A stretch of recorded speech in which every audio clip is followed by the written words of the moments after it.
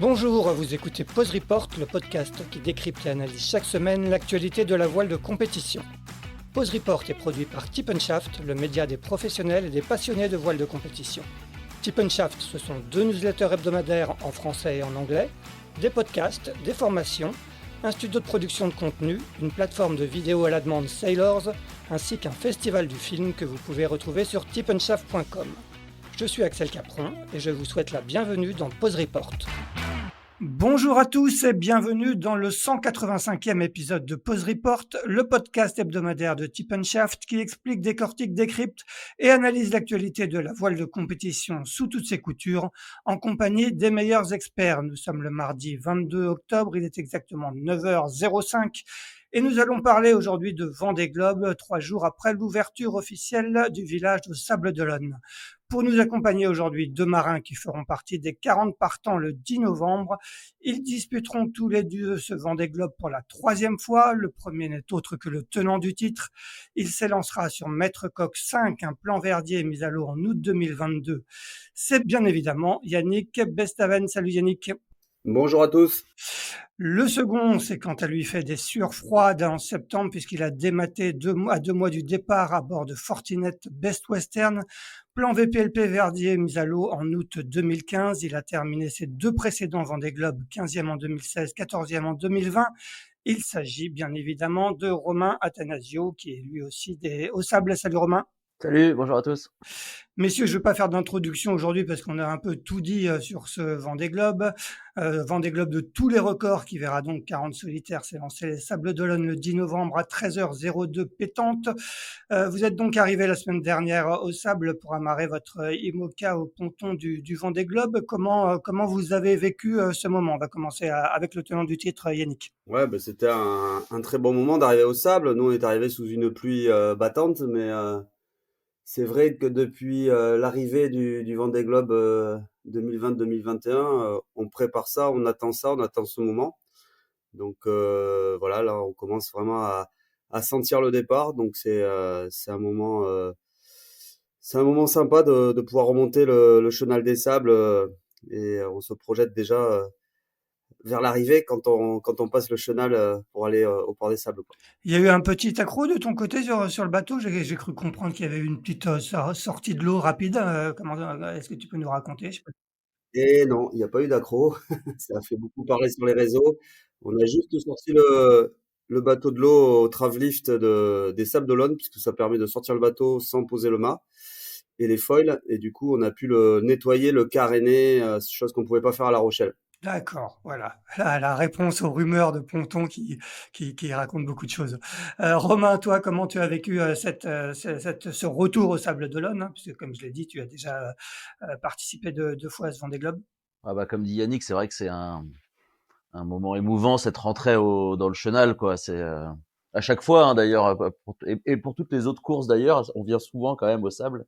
Et à chaque fois, ce chenal, il a une saveur particulière, ou en tout cas plein de souvenirs qui remontent chaque fois qu'on le reprend. Je sais pas pourquoi, mais enfin si, c'est parce que quand on le descend pour le Vendée ou quand on le remonte pour l'arrivée, c'est tellement émouvant que je pense que ça reste marqué à chaque fois. Là, c'était encore plus significatif pour nous parce que, bah, comme tu l'as dit, on a dématé il y a 2 mois et ça a été depuis une course contre la montre pour arriver jusqu'ici. Donc on est arrivé nous le vendredi matin. Tu sais, on devait être l'heure limite, c'était vendredi midi. Avec les grandes marées, c'était le dernier moment pour rentrer. C'était 8h30 le vendredi matin et donc on est rentré à 8h25. On remontait le chenal, tu vois. Donc c'était vraiment d'un peu dernier moment, mais à l'heure. Et on Pile y tenait poil. beaucoup. Ouais, pile poil, ouais. Ouais. Tu l'as dit, donc tu as dématé sur le défi Azimut mi-septembre. Raconte-nous un peu déjà si ce qui t'est arrivé exactement, si tu as compris les causes de ce dématage et un peu cette course contre la montre qui s'est heureusement pour toi bien terminée. Bah ouais, c'est difficile à savoir puisque malheureusement on ramène pas grand-chose. Moi j'étais, alors tu sais le défi Azimut, la course c'était une espèce de carré dans le golfe de Gascogne, donc on descendait au portant vers ouais, un peu au large de Bordeaux. On avait à contourner des marques virtuelles, des points GPS, et donc on est descendu au portant tranquillement. Tu vois, c'était même pas, franchement, je me foutais un peu du classement. J'avais pris un bon départ, donc j'étais content. Et après, il y avait des pêcheurs et tout. On était 3 à bord. D'ailleurs, c'est une course en solitaire, mais on avait un médiaman et notre boat captain parce qu'il fallait voilà, on voulait un veilleur. Donc, tu vois, c'était un faux solitaire. C'était vraiment, l'idée, c'était de prendre aucun risque et surtout de ne rien casser. Donc, on faisait quand même gaffe. Et puis après, il y a eu un bord de retching vers la deuxième bouée. Et puis, en arrivant, toi, j'étais en train de réfléchir à ma manœuvre. Et tout d'un coup, j'ai entendu le bateau a tapé dans une vague. J'ai entendu un boom, puis un deuxième une seconde après. Même pas très forte, je pensais j'avais jamais dématé en IMOCA, je pensais quand on dématait, on se jetait au sol, tu sais, avec la déflagration. Enfin, je pensais que c'était un truc incroyable. En fait, pas tant que ça.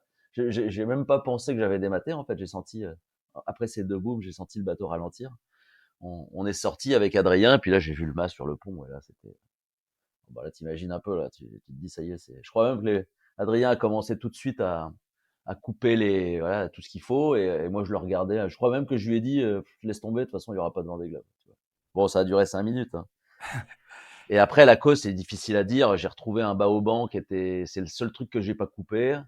Donc, j'ai imaginé que c'était ça. Le constructeur des baobans me dit que quand ça casse en charge, ça casse pas comme ça. Donc, qu'est-ce que tu veux que je te dise? C'est Ouais, difficile toujours à, difficile d'identifier les causes exactes, hein. et le tube, je l'ai plus, bien sûr. Donc, ouais, c'est impossible, en fait. Bon, il a fallu après se lancer dans une course contre la montre. Déjà, trouver un nouveau mât, ça a été quoi, compliqué de trouver un nouveau mât? Ouais, bah sûr, parce je savais qu'il y avait 11 mâts qui se promenaient entre guillemets. Donc il y a certaines équipes qui ont un mât, certaines équipes qui mutualisent un mât à 3 ou 4. Euh, En tout cas, il y avait plus de mâts chez le constructeur de mâts, chez Lorima, ni à l'IMOCA comme avant, parce qu'il y a eu trop de bateaux neufs et trop de mâts sollicités. Donc, il a fallu contacter les équipes. Mais en fait, c'est Maxime Sorel qui m'a appelé. C'est lui qui m'a appelé. J'étais encore en mer parce que donc après ce dématage, j'ai eu 30 heures de moteur pour revenir. Heureusement, j'avais le plein. Quand les gars m'ont dit on a fait le plein avant le départ, je leur ai dit mais pourquoi vous avez fait ça? Je vais pas faire l'azimut avec 160 litres de carburant. Ils m'ont dit oh c'était pour tester les réservoirs. Je dis oh, non mais vous rigolez quoi. Et en fait, heureusement qu'ils étaient là parce que sinon j'y serais encore.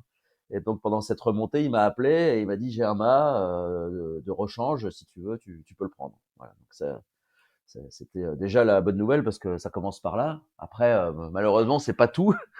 Il faut non seulement pas mal de choses à faire sur le mât en lui-même, et puis commander tout le reste, quoi, les haubans, les voiles. T'imagines, j'avais tout mis neuf en fait.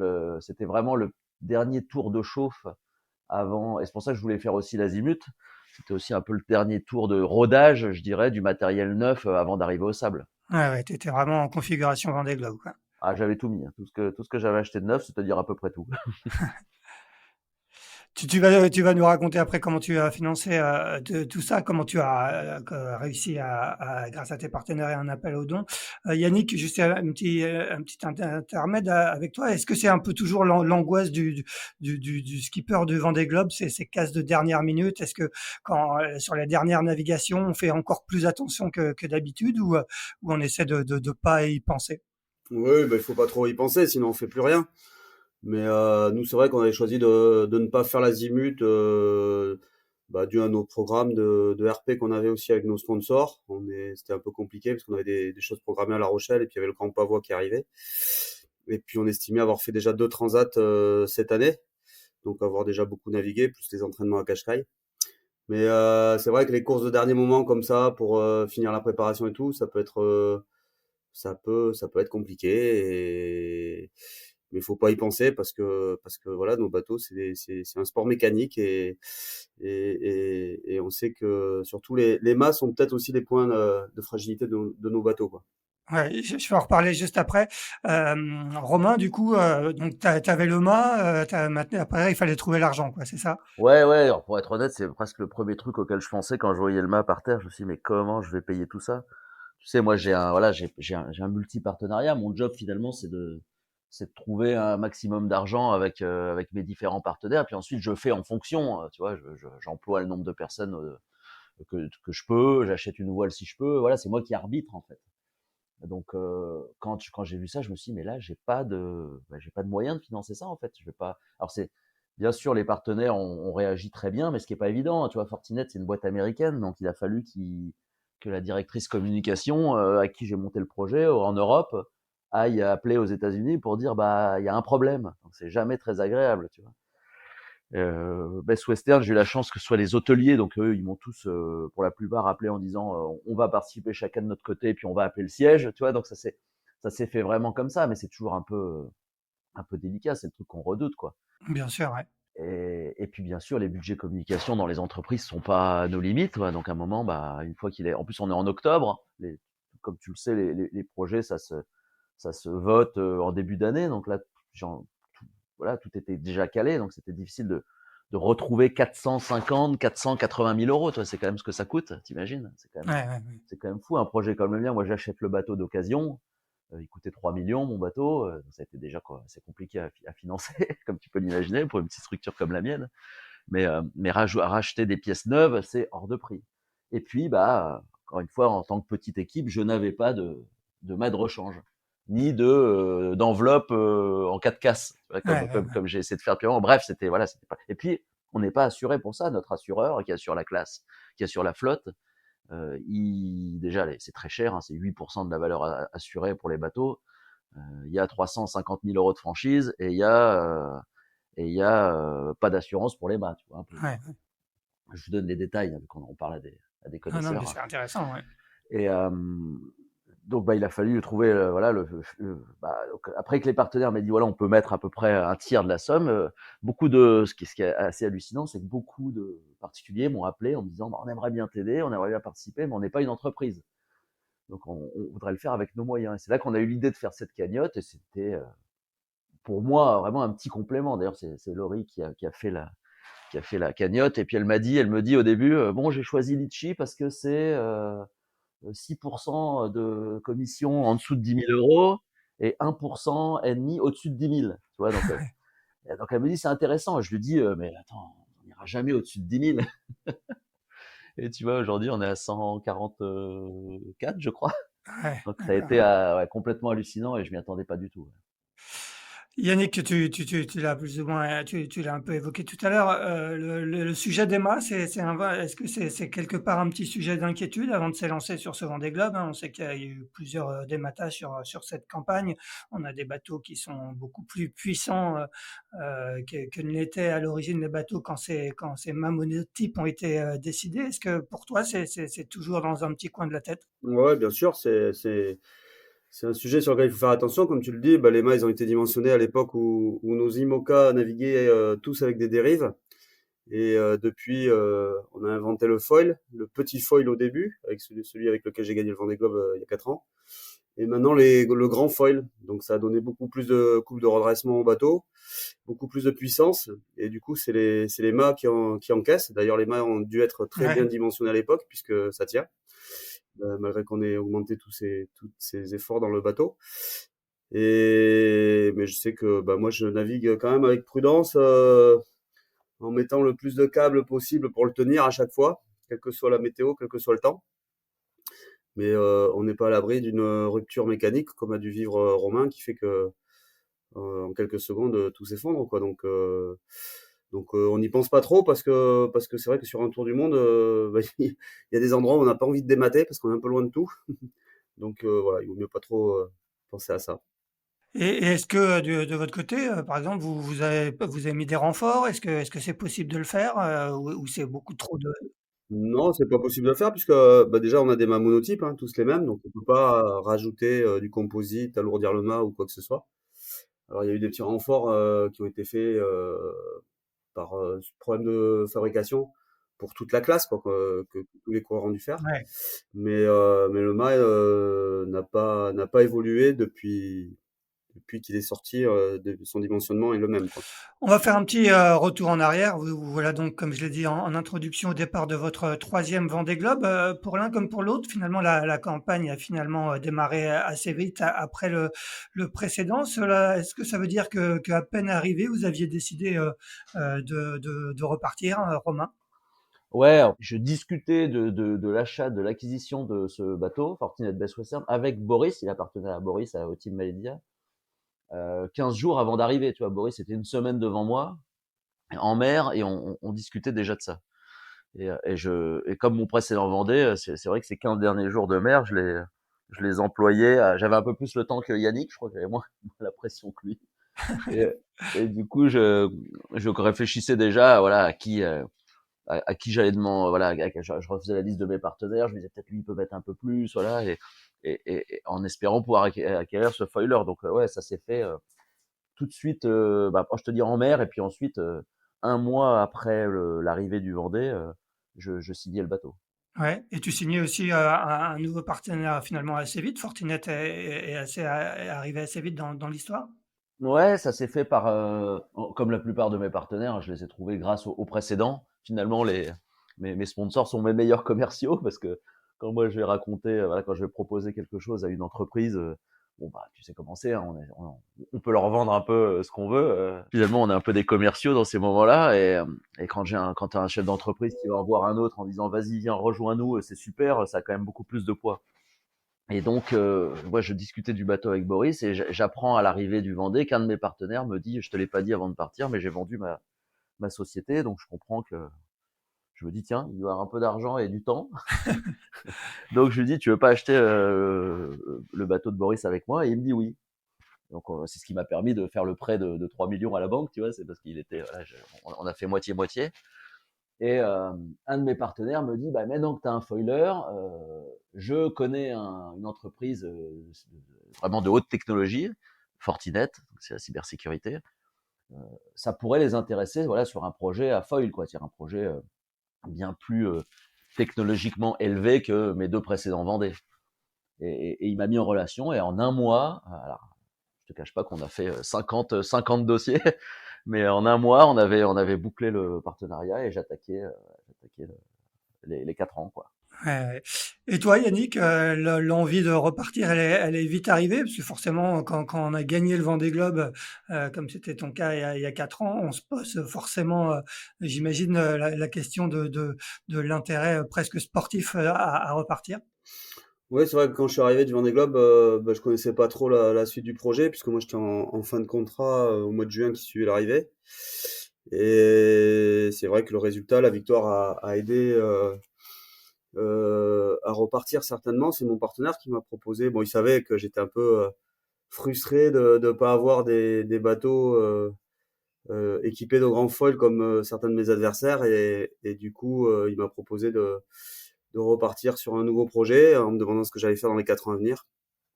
Et j'ai demandé un peu de temps pour réfléchir à tout ça. Et j'ai pas réfléchi longtemps parce que quelques jours après, je les ai rappelés en me disant OK, on y retourne, sachant que j'avais toute mon équipe qui est très motivée pour continuer l'aventure. Donc voilà, et puis d'avoir un IMOCA 9, c'était un super projet hein, qu'ils m'ont proposé, donc j'aurais eu beaucoup de mal à refuser. Et puis j'avais l'envie de retourner naviguer dans ces lieux exceptionnels que sont les mers du Sud où j'étais jamais allé. Hein. C'était la première fois sur le Vendée Globe 2020-2021 que je naviguais là-bas. Donc voilà, je me suis senti très chanceux de pouvoir repartir avec un bateau neuf sur une campagne de 4 ans. Donc ça s'est fait tout naturellement après l'arrivée, ouais. On rappelle d'ailleurs que tu es seulement le deuxième vainqueur, je crois, après Vincent Rioux, qui avait gagné en 2004, à remettre ça immédiatement 4 ans après.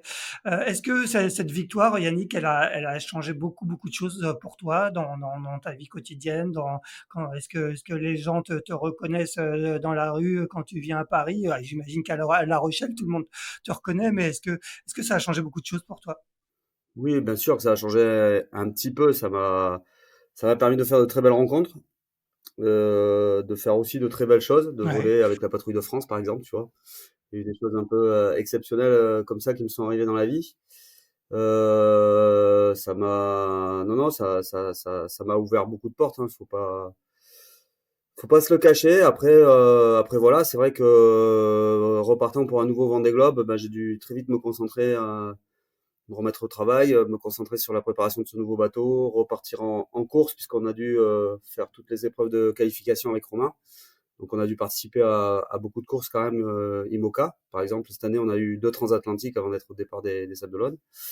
Donc ça occupe beaucoup son temps et donc voilà. Donc on s'est vite tourné vers l'avenir et on n'est pas resté assis sur ses lauriers en disant ça y est, j'ai gagné le Vendée Globe, je suis le meilleur. On s'est vite remis en question et ça a été compliqué de mettre au point un bateau, d'arriver, de terminer les courses, etc. Donc ça a été, voilà, c'est vite mis dans le bain, quoi. Et toi, Romain, tu n'as pas gagné le Vendée Globe, mais le Vendée Globe a quand même un impact médiatique quand même assez important, surtout le dernier en pleine période de Covid.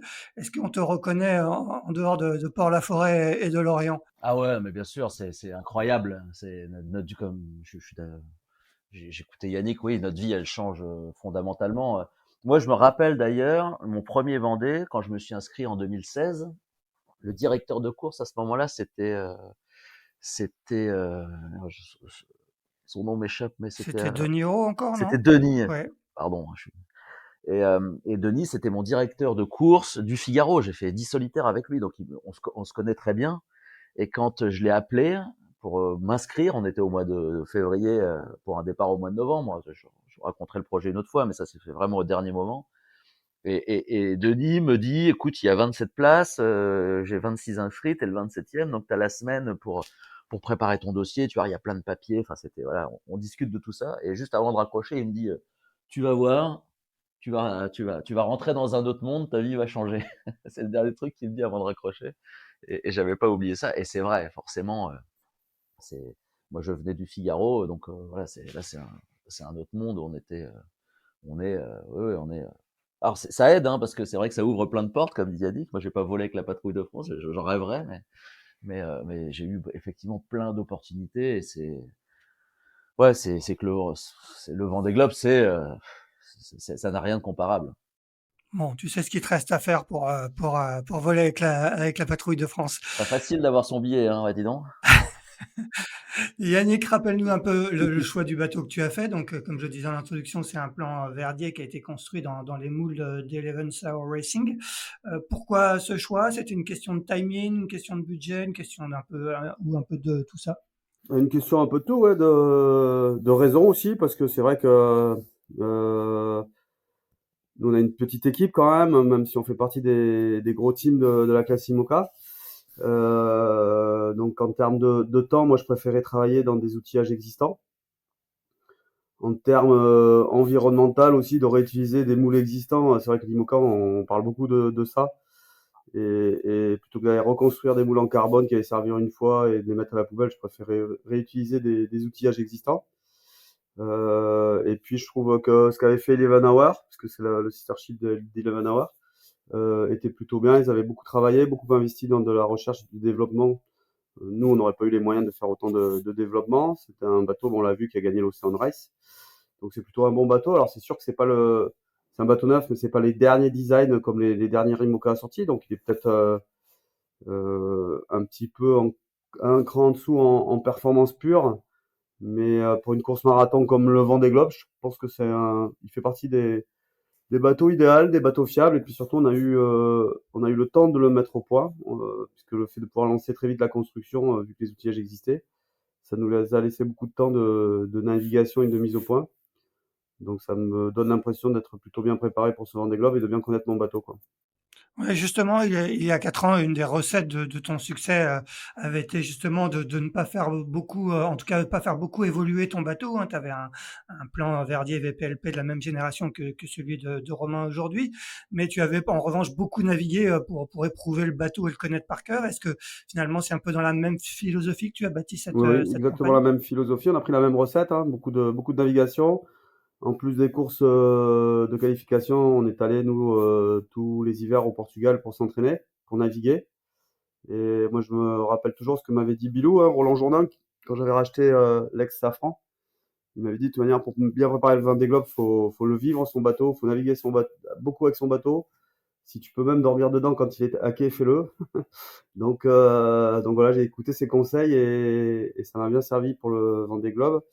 Et donc voilà, on a refait un peu la même recette. Donc bon, je pense que tous les concurrents ont beaucoup navigué, hein, vu le programme IMOCA, mais nous, on a essayé de naviguer encore un peu plus.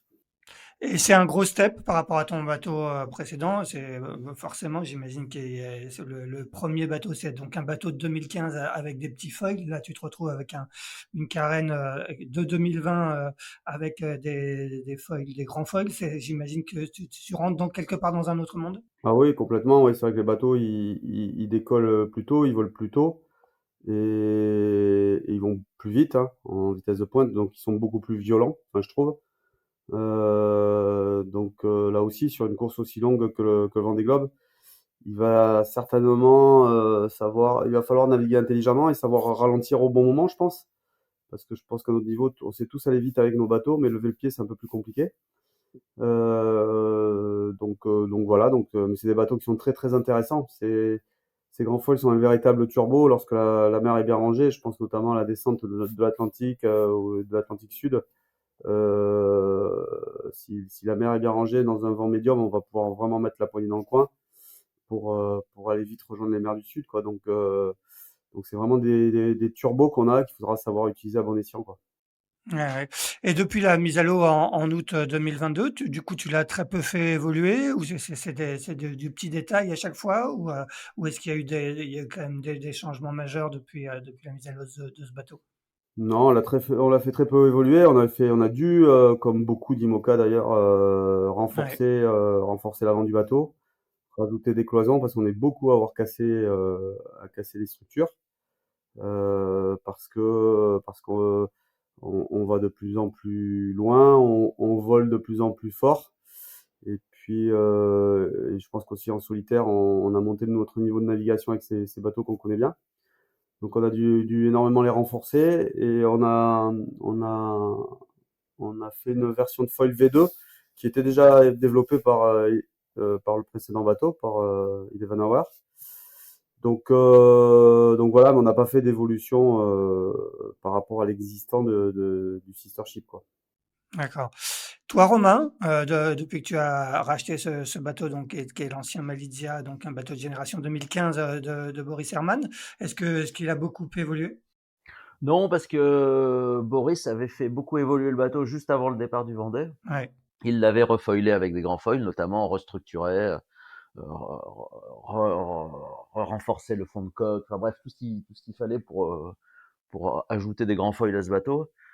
Donc c'est des foils 2020, c'est pas des foils 2024, ils sont un peu plus petits que ceux de Yannick par exemple.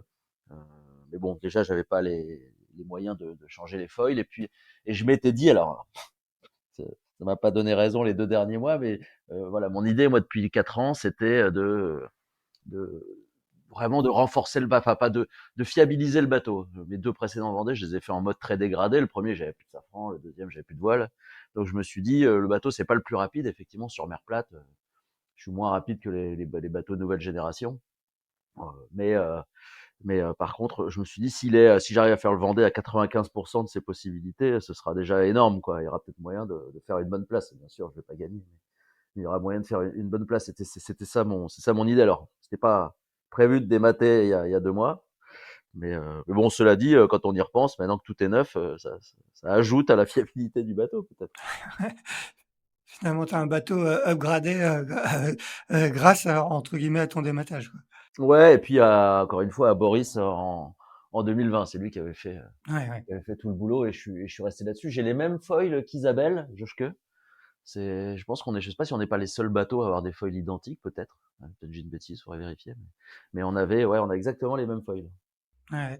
La méthode entre guillemets, Yannick, dont on vient de parler, qui est justement moins se concentrer sur les évolutions du bateau et plus sur la navigation, c'était un peu aussi ce qui a dicté ta conduite sur cette campagne? Complètement, je me retrouve, je suis tout à fait d'accord avec Yannick. C'était vrai. Enfin ouais, je pense qu'il faut. Je sais plus qui m'avait dit ça moi aussi, mais je pense qu'il faut naviguer beaucoup, il faut vivre sur les bateaux, comme il le dit. Je suis tout à fait d'accord avec ça. D'ailleurs, j'avais vu Boris dans sa précédente campagne avec ce bateau.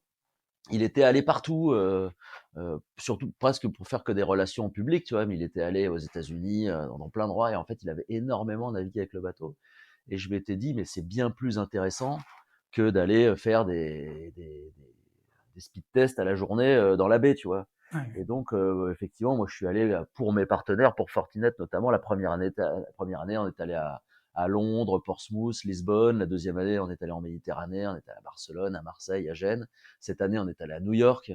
Donc finalement, j'ai énormément navigué et je pense que même si c'est en transat, même si c'est hors course, en convoyage, et même pas tout seul, et ben je trouve que c'est bien plus formateur. Ouais, ouais, ouais. Ça, c'est ce que faisait d'ailleurs beaucoup Alex Thompson, qui faisait souvent des campagnes de RP aux États-Unis, au Canada, ce qui lui permettait aussi de beaucoup naviguer. Oui, oui, oui, j'en avais aussi parlé avec lui. Tu as raison de préciser. Il a énormément navigué. Il a fait presque, c'est presque ce qu'il a fait arrêter, je crois, parce qu'il disait quand il a cassé son bateau au dernier Vendée, il m'avait dit, j'avais parlé avec lui, il m'avait dit, j'ai mis tout mon temps et tout mon argent, et quand je vois le temps que j'y passe depuis 20 ans pour finir comme ça, j'en ai marre. Donc, ouais, c'était, il a fait, il en a fait des milles avec ses bateaux. Ouais. En termes de résultats sportifs sur cette campagne, quel est un peu le bilan que vous tirez jusqu'ici? On va demander à Yannick. Tu as notamment terminé sixième de The Transat CIC cette année. Est-ce que tu es satisfait sportivement de cette campagne jusqu'ici?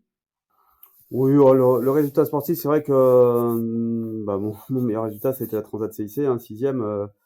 Le retour a été plutôt compliqué, hein, avec Romain. On s'est retrouvé en queue de peloton sur la New York Les Sables. Bon, on avait des soucis techniques. Moi, j'avais cassé mon AT2 J2, j'avais le mât qui tenait plus, toutes les lattes de cassé. Enfin bref, et plus une météo compliquée.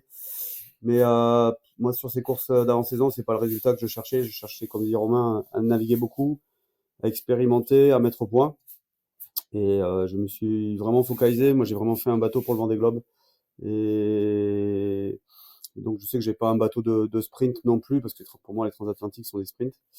Donc, ce qui m'a vraiment conforté dans toutes ces courses, c'est le résultat de la Transat anglaise, puisqu'elle était quand même engagée dans des conditions de vent musclées qui peuvent ressembler à ce qu'on peut retrouver dans les mers du Sud. Et là, j'étais plutôt à l'aise avec le bateau, j'étais plutôt aux avant-postes. Donc ça, c'est rassurant pour le Vendée Globe. Donc globalement, je suis plutôt content et je me sens vraiment en pleine forme et très motivé pour ce départ, quoi. Et toi, Romain, tu avais fait dixième de la Route du Rhum il y a 2 ans, dixième de retour à la base l'année dernière, qui sont tes meilleurs résultats en solitaire sur ce bateau. Est-ce que c'est conforme à tes attentes, ces résultats? Ah bah, le bateau, c'est numéro 10, tu vois. Ouais, c'est comme à l'école, on m'avait dit faut faire dixième, tu vois, donc faut faire dans les 10, donc moi je fais dixième, tu vois, c'est comme quand on te dit faut la moyenne, t'as 10 quoi. Donc non, non, j'étais assez content parce que oui, c'est pas simple d'accrocher les premiers comme dit Yannick en sprint en plus sur une transat, c'est encore je suis encore moins voilà, moins à l'aise avec ce bateau que sur le Tour du Monde. Donc ouais, pour moi j'étais assez content et ouais, il y a eu ce petit accro où on s'est retrouvé Yannick et moi au départ de New York avec une météo pas possible. On était à chaque fois qu'on allait quelque part, les portes se fermaient. On était honnêtement, on était presque dernier, hein, Yannick, pendant le début de la course. Et ça a été, on n'arrêtait pas de se parler en disant mais qu'est-ce qui se passe. On avait Maxime qui était pas loin aussi. Donc tous les trois, on disait mais qu'est-ce qui se passe quoi. Et après j'ai réussi à partir parce que Yannick a cassé son été. Donc j'ai réussi à m'échapper. Lui le pauvre, il a rentré comme il pouvait sans démater. Et moi j'ai réussi à accrocher, et toi à faire 14e. Alors vraiment c'était une course qui nous a bien marqué. On se disait mais qu'est-ce qui se passe quoi. Mais à part ça, voilà, c'est faire dans les 10, c'était pour moi plutôt bien. Et si je pouvais reproduire ça au Vendée, ce serait pas mal. Bon. Yannick, justement, dans une vidéo très, très sympa que vous avez publiée la semaine dernière sur les réseaux sociaux, on voit le nouveau directeur général de Maître Coq te confier une mission presque impossible. Quels seraient, selon toi, tes arguments pour mener à bien cette mission qui est de remporter le Vendée Globe pour la deuxième fois consécutive, ce qui n'est jamais arrivé. Il y a Michel Desjoyaux l'a gagné 2 fois, mais pas 2 fois consécutives. Oui, bah voilà, c'est un gros défi, c'est une lourde responsabilité. Mais bon, au-delà de ça, moi je sais que déjà de terminer le Vendée Globe, c'est quand même une belle victoire. Donc les points, je pense qu'il faut les compter après. Et puis, comme j'aime bien le dire aux journalistes qui mangent beaucoup sur les résultats, je dis souvent en rigolant, on n'est pas à l'abri d'une surprise. Rien n'est impossible. Ouais, ouais, ça serait pas là autant la dernière fois. Je pense que pas grand monde n'aurait misé sur ta victoire en 2020. Cette fois-ci, t'as forcément un peu plus d'arguments, non? Non, pas vraiment, parce que j'ai été discret pendant toutes les avant-saisons. Donc, j'ai entendu certains skippers qui me mettaient pas dans les favoris. Et tant mieux, parce que je pense que sur le Vendée Globe, il faut jamais être favori. C'est une course tellement compliquée, il y a tellement d'inconnus, tellement de paramètres qu'on maîtrise pas. C'est tellement complexe que moi, d'être outsider, toute ma vie, j'ai toujours aimé être outsider, en fait. Ouais, ouais, ouais. Romain, est-ce que tu crois, toi, Yannick, capable de réaliser ce doublé? Bah, c'est le vainqueur sortant quand même, les gars. Donc, ah oui, bien sûr, ouais, ouais, ouais. Non, non, Vas-y, je pense que mets-lui un peu de pression. quand on a gagné une fois le Vendée, je pense que, qu'est-ce que tu veux dire? Attends, moi, si ça m'arrivait, je sais même pas dans mes rêves. Donc, non, non, ouais, bien sûr qu'il est capable. Je sais comment il navigue. Je veux pas lui mettre la pression, mais il sait il sait que je crois en lui. Ouais, ouais. Toi, à titre personnel, on disait, tu disais si je faisais 10, ça m'irait très bien. C'est vraiment le top 10 que tu te fixes. Tu te fixes un nombre de jours. Qu'est-ce qu'elle serait pour toi un Vendée Globe réussi? Bah ouais, hyper dur à dire. Tu vois, je parlais il y a quelques jours avec Éric Dumont qui est venu me voir, qui m'a dit j'ai fait quatrième, mais bon, c'était sympa parce qu'il me dit, nous on était 12, hein, donc tu sais, c'est pas pareil. Aujourd'hui, on est 40, c'est quand même et 40 très bien préparés, on le voit hein, sur les pontons. C'est plus, il y a plus les meuleuses en route. Hein, tu vois que chaque équipe, même les petites équipes entre guillemets, sont bien préparées. Je pense qu'on a quand même changé de monde, donc c'est bien plus difficile de faire du résultat. Et puis en plus on, sur une course, autant sur une transat et tout, tu sais un peu ce qui va se passer. Hein, j'exagère, mais au départ de la route du Rhum, je peux quasiment te dire quand j'arrive, j'exagère un peu, mais on n'en est pas loin. Le Vendée Globe, on ne sait rien, donc c'est hyper difficile de faire une prévision.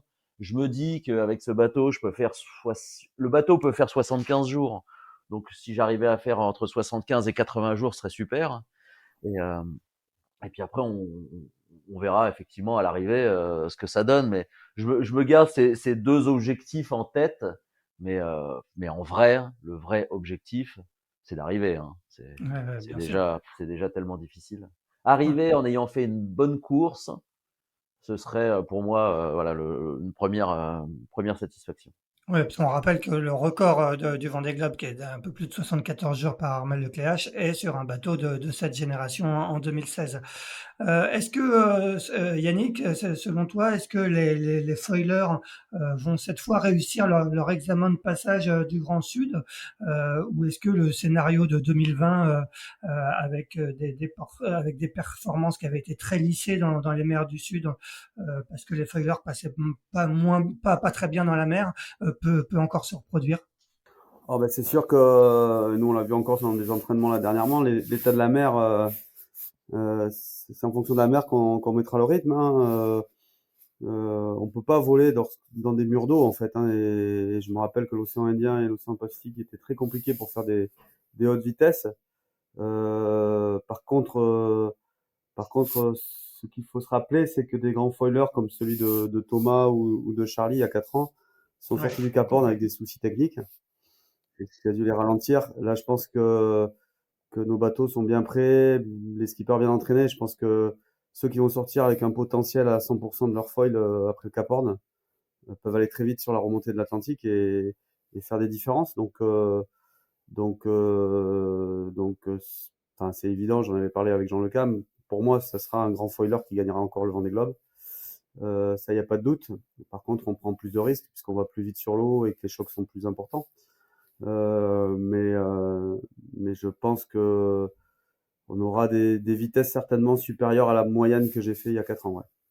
Ah ouais. Justement, tu parlais de choc. Je me souviens de vidéos de toi il y a 4 ans dans ton siège baquet bien attaché avec des chocs qui allaient dans tous les sens alors que tu avais encore que des petits foils à l'époque. Est-ce que ça fait pas un peu peur pour son intégrité physique de s'attaquer aux mers du Sud avec des grands foils et avec des bateaux qui sont... Bah non, enfin oui, il faudra faire attention, c'est sûr, mais moi j'étais à Ouais, l'époque à 100% du potentiel de mon bateau, puisque je savais que j'avais un déficit de vitesse, alors que peut-être les grands foilers étaient qu'à 80%, tu vois, donc on peut les réguler à nos foils, on n'est pas obligé de mettre l'extension à 100%, donc on peut réguler notre vitesse, et peut-être qu'avec ce bateau-là, là où j'étais à 100% il y a 4 ans, peut-être qu'il faudra que je navigue à 80% pour aller à la même vitesse, donc je pense pas que ça changera beaucoup de choses au final sur l'inconfort du bateau parce que tu vas dire il y a des moments dans la mer du Sud c'était très inconfortable quand je dis que je vivais comme un sanglier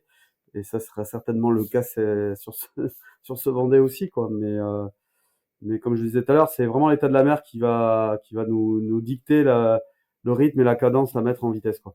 Ouais, il y a des carènes qui ont été améliorées par rapport en tout cas sur les bateaux de génération 2000, on va dire de 2024, la dernière génération. Toi, tu as une carène qui est une évolution de 2020, mais est-ce que j'imagine qu'elle a été un petit peu coupée à l'avant ou en tout cas optimisée pour mieux passer dans les vagues? Est-ce que ça, quand même, tu sens que les bateaux passent mieux dans les vagues, butent moins dans les vagues que ça l'était sur la génération précédente?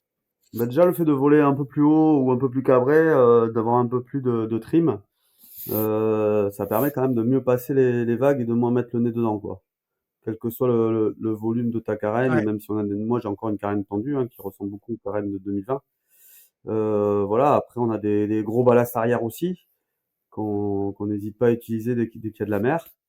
Et puis, je pense qu'à un moment donné, quelle que soit la forme de ton bateau, il faut savoir diminuer la toile parce que même si tu passes bien, le jour où tu t'arrêtes, ça peut faire beaucoup de dégâts parce qu'il faut voir qu'on peut aller à des vitesses à plus de 30 nœuds.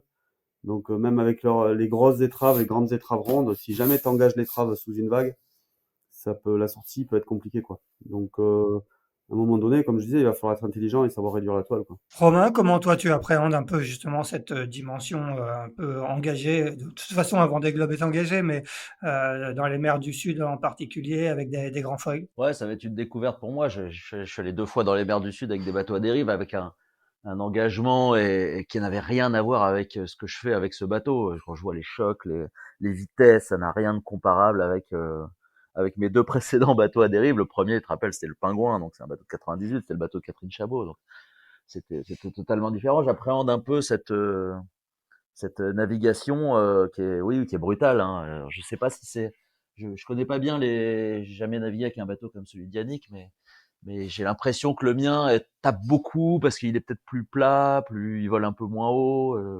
Enfin, je sais pas. Moi en tout cas, je trouve que c'est très bruyant et les chocs à chaque fois, c'est incroyable. Tu vois, j'ai traversé le bateau lors du retour à la base. Non, si c'était le retour à la base l'année dernière dans un arrêt. Parce que ce qui est difficile, c'est que quand on est rentré de la course retour de Martinique l'année dernière, la mer était très courte et forte, et donc le bateau il accélérait. On faisait 30 nœuds, 5 nœuds, 30 nœuds, 5 nœuds, 2 fois par minute, tu vois, à chaque vague pendant 10 jours. Ça avait été vraiment usant, et évidemment, il y a un moment, heureusement c'est la veille de l'arrivée, j'ai mal anticipé l'arrêt du bateau et donc j'ai traversé le bateau et je me suis ouvert la tête. J'ai eu 5 points. Enfin, c'était un peu marquant. Et je me suis dit, ça m'arrive pendant la journée, ça va pas être cool. Donc oui, ça, je me dis, ça va pas être simple dans cette mer. Si les conditions sont engagées pour sur plusieurs jours, je sais pas trop comment on fait. Il y a quand même des moments où, à part être sanglé dans ton siège, t'as pas du tout envie de te lever pour faire un café ou plus, tu vois. Ouais, ouais. Ouais, Donc ouais, ça va être, c'est peut-être, je sais pas, je parle sous le contrôle de Yannick, hein, mais c'est peut-être la première année où il va y avoir des skippers qui ralentissent parce qu'ils supportent plus le rythme du bateau. Avant, on ralentissait parce que bah, c'est le bateau c'est les conditions qui ralentissaient. On n'avait pas le choix. Aujourd'hui, est-ce qu'on va décider nous-mêmes de lever le pied parce que c'est plus vivable? On va commencer, à mon avis, à s'en approcher. ouais, ouais. Yannick, justement, on va te demander, justement, vous êtes des compétiteurs, s'il y en a un qui continue dans ces conditions à mettre la poignée dans le coin, est-ce que ça va être compliqué de se freiner, de se protéger quelque part? Oui, on verra bien, mais c'est pour ça que je disais lors d'une conférence hier que sur ce Vendée Globe-là, plus que sur les autres encore, je pense que le mental va être hyper important. C'est celui qui arrivera à vivre avec le stress à bord et à maîtriser son mental pour trouver le bon rythme par rapport à la concurrence. Bah, c'est celui-là qui gagnera le Vendée Globe, hein, certainement. Mais on verra. On verra. Je pense qu'il va y avoir des petits groupes, hein, qui vont se former comme à chaque fois avec des groupes de régate, et en fonction du groupe dans lequel on sera, on n'aura peut-être pas forcément le même rythme. Euh, mais c'est sûr que, comme disait Romain, de tenir les hautes vitesses, sur 3 mois, ça va être compliqué, avec des bateaux extrêmement bruyants, extrêmement stressants. Donc c'est pour ça que le mental sera vraiment important, ouais. Quand on repart sur un troisième Vendée Globe, comme c'est ton cas Yannick, comme c'est ton cas Romain, est-ce qu'on est un peu plus détendu? Est-ce que t'es Yannick, est-ce que tu es du genre anxieux avant le départ ou le fait de savoir où tu vas, ça permet peut-être d'appréhender les choses différemment? Oui, c'est sûr que j'apprends des choses différemment. Ça m'étonne d'ailleurs, pour l'instant je suis très détendu, ça m'étonne moi-même. J'arrive pas trop à m'imaginer qu'on part faire un tour du monde encore. J'ai l'impression de partir sur une course courte, sur une transat ou autre. Et non, je pense que l'expérience elle est importante parce que c'est vrai qu'on a des phases dans la tête. Déjà il y a le golfe de Gascogne, après la descente de l'Atlantique Nord, après l'équateur, Atlantique Sud, etc. Moi j'ai tout phasé un peu ma course comme ça et pour l'instant j'ai pas trop la pression. Je suis pas anxieux, au contraire, comme je disais tout à l'heure, j'ai vraiment hâte, pas d'être au 10 novembre, mais d'être au 11 novembre, ouais. Ouais, ouais, ouais. On va parler juste après de justement cette vie sur le village avant. Romain, toi, troisième Vendée Globe, tu as fini les deux précédents. Ça permet d'être un peu plus serein ou toi, tu es du genre anxieux avant de prendre un départ de Vendée Globe? Ouais, alors, je sais pas trop, j'attendais la réponse de Yannick, justement, ça m'intéressait. Ouais, alors, je sais pas si je suis moins anxieux. Pour l'instant, ça va, parce qu'on est 3 semaines avant le départ. Honnêtement, la pression, elle monte. Nous, ça a été une grosse pression depuis un mois et demi pour cette histoire de mât. Donc, arriver au sable, c'était presque pas une détente, mais tu vois ce que je veux dire, un Hmm. soulagement, quoi. Et là, il y a les 3 semaines. Donc, cette semaine-là, elle est en général pour moi toujours un peu lointaine par rapport au départ. Et puis, la deuxième semaine est un peu plus cool en termes de sollicitation. Et c'est vraiment la dernière semaine où là, je trouve que ça monte énormément, surtout en fonction de la météo. Plus la météo est mauvaise au départ, plus ça stresse forcément. Euh, donc ça, on n'y est pas encore. Et après, pour la course, j'en sais rien, je sais pas trop. Effectivement, mon premier Vendée, j'y allais entre guillemets la fleur au fusil, tu vois, tu sais pas trop où tu vas. Tu dis bon, si les autres y arrivent, si les autres l'ont fait, pourquoi pas moi. Mais j'imaginais pas que c'était aussi dur. Le deuxième, pareil, je me suis dit, mais qu'est-ce que c'est dur. Donc là, je sais que ça va être très difficile. Par contre, je sais que ça va durer moins longtemps. Mon premier Vendée, c'était 110 jours quand même. Donc j'avais vraiment souffert de la solitude, comme vient de le dire Yannick. Je le raconte aussi souvent dans mes conférences. Je leur dis, c'est pas tant physiquement que c'est difficile. Oui, c'est dur parce qu'on dort peu, parce que les manœuvres, voilà, il faut passer du temps à la colonne. On est fatigué, certes. Mais je disais il y a pas longtemps un bouquin de Mike Horn qui traverse l'Antarctique à pied. Le gars, il se perce les ongles avec des forêts. Enfin, tu vois, c'est quand même un autre monde, quoi. Mais nous, ce que je trouve dur sur le Vendée, effectivement, c'est dans la tête, quoi. C'est que déjà, on passe quand même 3 mois à se demander à quel moment tout va nous péter à la figure. C'est ça qui est, c'est cette espèce d'épée de Damoclès qu'on a au-dessus de la tête où chaque jour, tu te dis à quel moment je vais être obligé d'abandonner, toi, à quel moment je vais péter un truc qui va me faire abandonner. Et ça c'est difficile en plus de la solitude, des décisions à prendre seul. Ça aussi, je trouve que c'est un autre truc qui est vraiment dur, quoi. Ne pas pouvoir parler à quelqu'un. Toi, dans la vie, quand tu as une décision à prendre, tu peux demander à un copain, il te dit oui, il te dit non, il te dit vas-y, il te dit ah non, t'es con, tu es en train de faire une connerie. Après, c'est toi qui décides. Mais là, en mer, de tout décider tout seul, je trouve que c'est dur. On passe notre temps, enfin moi en tout cas, à me demander si j'ai mis la bonne voile, si je vais au bon endroit, si j'ai bien compris le fichier météo que j'ai reçu. Et je trouve que ça, ce questionnement permanent, sans personne qui puisse t'aider, je trouve que c'est ça qui est difficile. Ouais, ouais, ouais. Avant de se poser ces questions, il reste 2 semaines et demie de village avec beaucoup de sollicitations. J'imagine qu'en est tenant du titre, il y en a forcément peut-être plus que d'autres. Yannick, comment tu vas vivre un peu ces 2 semaines et demie? Est-ce que tu es du genre à apprécier ces ambiances de départ où tout le monde est là, alors je pense qu'on va un petit peu moins au bistrot qu'il y a quelques années, mais est-ce que tu apprécies ces moments ou au contraire tu essaies de te protéger au maximum? Non, non, j'apprécie beaucoup ces moments, hein. C'est sympa de voir le public dès le premier week-end d'ouverture du village venir nombreux, assister aux conférences, assister aux plateaux télé, venir voir les pontons, voir les bateaux. Faut pas oublier qu'on sort quand même d'un Vendée Globe covidé il y a 4 ans, où il y avait personne. Et je pense aussi que c'est une des raisons qui m'a poussé à repartir, c'est de vivre le Vendée Globe pleinement et pas comme on l'a vécu il y a 4 ans avec des pontons vides, une digue de départ vide puisque tout le monde était confiné. Et là, ça fait vraiment plaisir. C'est une belle communion. Et le fait de savoir que de voir l'engouement qu'a le Vendée Globe auprès du public, ça donne encore plus envie de partager nos histoires, nos aventures, nos vidéos pendant la course. Donc moi, ça me fait vraiment plaisir d'être là et même si on est très sollicité, même si on n'a plus le temps de s'occuper du bateau, moi je suis content de pouvoir répondre à toutes les sollicitations. Par contre, je fais ça cette semaine. La semaine prochaine, je vais me protéger un peu. Je vais partir en famille tranquillement, isolé dans des coins que j'aime bien en forêt. Et puis revenir la dernière semaine du départ où là, on aura plus le nez dans les fichiers météo pour vraiment préparer le départ. Romain, c'est à peu près le même programme pour toi? Ouais, carrément, je suis d'accord avec Yannick. C'est vrai que c'est finalement pas désagréable ce village-là. Voilà, on l'a tellement regretté il y a 4 ans. Alors oui, les gens me disent, oh mais comment tu fais? Il y a tellement de monde et puis après c'est tout seul. Je dis bah oui, oui, c'est un peu les extrêmes. De toute façon, le Vendée, hein, c'est que ce soit en mer ou à terre. Et puis oui, c'est plutôt sympa. Les gens sont cool. Ils nous disent à quel point c'est super ce qu'on fait. Donc c'est quand même plutôt sympa quand on voit les hommes politiques à la télé qui se font envoyer promener chaque fois qu'ils font une apparition publique. Tu vois, nous c'est quand même pas du tout la même chose. Donc ça c'est chouette. Et puis plus finalement le fait d'être occupé aussi.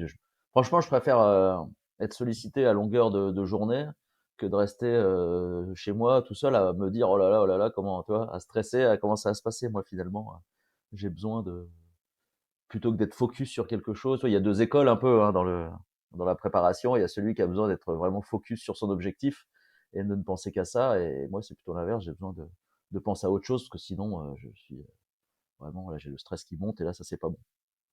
Finissons par l'après Vendée Globe. Tu disais, Romain, il y a 4 ans, tu avais négocié l'achat du bateau de Boris 2 semaines avant l'arrivée. Là, j'ai l'impression que pour beaucoup, le Vendée Globe 2028 a déjà commencé. Il y a 6 ou 7 bateaux qui sont d'ores et déjà commandés, qui vont être construits. Il y a un marché de l'occasion qui a déjà démarré. Est-ce que pour l'un comme pour l'autre, c'est d'ores et déjà une préoccupation? Est-ce que vous savez de quoi sera fait votre après Vendée Globe? On va commencer avec toi, Yannick. Oui, moi c'est vrai que ce qui est plutôt bien, c'est que à la différence de 2020-2021, on a travaillé la suite et on travaille déjà sur les projets de l'après Vendée Globe. Donc ça c'est plutôt sympathique. Moi en ce qui me concerne, je l'ai dit, hein, je pense que c'est mon dernier tour du monde en solitaire. Je dis je pense parce qu'on ne sait jamais hein, à l'arrivée ce qui peut se passer dans la tête.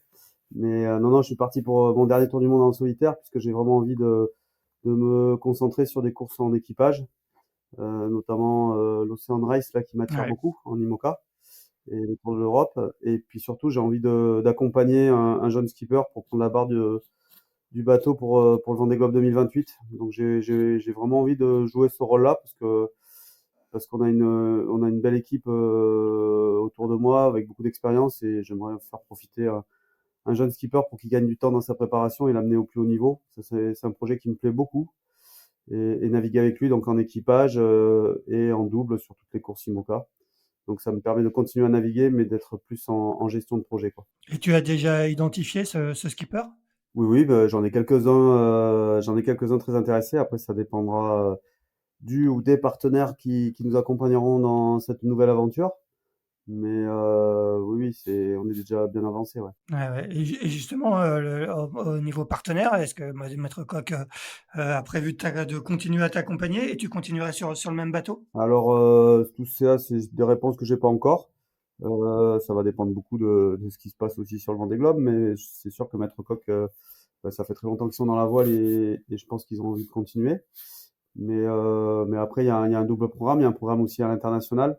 Donc ça passera aussi certainement par de nouveaux partenaires pour accompagner aussi le projet. Donc c'est de tout ça qu'on discute en ce moment, mais tout le monde autour de la table est très motivé pour donner une suite. Quant au bateau, bon, on aura le temps de voir après le Vendée Globe si c'est avec ce bateau-là, un nouveau bateau, tout ça, c'est pas encore clair. D'accord. Romain, de ton côté, est-ce qu'il y a déjà des réflexions aussi avancées que Yannick sur la suite du programme? Alors ça fait des semaines, des mois que je me pose la question de ce que je vais faire après, forcément, hein, parce qu'il faut toujours avoir un cran d'avance quand on dirige une petite entreprise. Donc j'y réfléchis beaucoup. J'ai pas toutes les réponses à ce jour. mes partenaires qui ont tous signé jusque fin 2025, Jacques Vabre incluse, tu vois. D'accord. Ouais, Donc c'est- ça me laisse un petit peu de marge. Ouais, bah en fait, c'est ce que je leur ai dit quand on a à l'arrivée du précédent Vendée. Voilà, je leur ai dit, il faut finalement le Vendée il continue sur 2-3 mois après l'arrivée et puis on n'a pas le temps de se presque là Jacques Vabre, c'est la Transat Jacques Vabre, c'est la continuité du Vendée Globe en fait. Donc c'est bien d'aller jusque là. Après, j'aimerais beaucoup effectivement faire Ocean Race parce que je trouve que voilà, c'est quelque chose que j'ai jamais fait et je pense qu'un tour du monde en équipage avec escale comme ça peut être ça peut être chouette. Surtout, je pense à Fortinet, j'essaie de leur proposer ça parce que c'est une société internationale. Depuis que je suis avec eux, on va à la rencontre des salariés, des clients du monde entier. Alors pour l'instant, plutôt sur l'Atlantique, mais ce serait une bonne occasion d'aller les voir tout autour du monde. Euh, mais on le voit, hein, on le voit. Oui, il y a des bateaux neufs en construction, mais il y en a aussi où c'est un peu plus difficile. On sent quand même que l'économie se tend pour plein de raisons hein, que tout le monde sait, que ce soit l'instabilité, la politique, la dette. Bref, on le voit à la télé. Quand on allume la télé, on se dit bon, c'est pas aussi fun qu'il y a 3 ans. Et on voit que les entreprises sont voilà, réfléchissent un peu plus longtemps. Donc on voit qu'il y a des projets qui s'arrêtent. Donc je sais pas ce que ça va donner pour la suite. J'espère que tout va bien se passer. Et moi, ouais, je pense avoir envie. Encore une fois, je te confirmerai ça à l'arrivée du Vendée. Mais je pense avoir envie de repartir sur un programme IMOCA, peut-être un peu différent. Encore une fois, mais jusqu'en 2028 et pourquoi pas faire Ocean Race avec oui un co-skipper à qui je pourrais partager un peu la tâche et puis en 2028 on verra. Eh ben, ça sera le mot de la fin. Merci beaucoup, messieurs. Merci surtout d'avoir trouvé du temps dans votre agenda chargé au Sable d'Olonne. On vous souhaite de profiter à fond de ces 2 semaines et demie avant le coup d'envoi de ce 10e Vendée Globe le 10 novembre. Merci encore. Et quant à nous, ben, on se retrouve mardi prochain. On reparlera de Vendée Globe pour le 186e épisode de Pause Report. À bientôt. Bonne journée à tous. Merci, salut. Merci, au revoir. Merci d'avoir écouté cet épisode de Pause Report. N'hésitez pas à nous dire ce que vous en pensez en bien ou en mal et n'hésitez pas à le partager. Si vous souhaitez suivre l'actualité de la voile de compétition, je vous encourage à vous abonner à la newsletter de Tip & Shaft envoyée chaque vendredi à 17h. Pour vous inscrire, ça se passe sur tipnshaft.com. À bientôt!